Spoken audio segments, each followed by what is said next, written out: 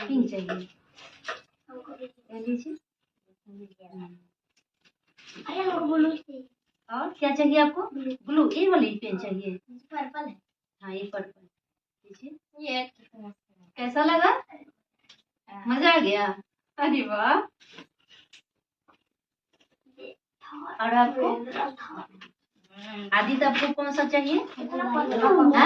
Orange वाला। ये कितना पतला? ऑरेंज वाला और गाढ़ी वाला, ये वाला कितना पतला है? क्या वाला? ये वाला तो यही है बेटा। कैसा लगा गिफ्ट? आपको कौन सा कलर चाहिए? पर्पल। अरे वाह। और कॉपी, कॉपी कौन चाहिए? कलर।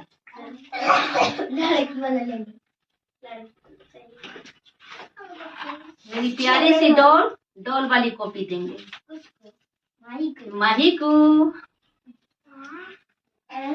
घर वाली मांगी। क्या चाहिए बेटा? पिंक।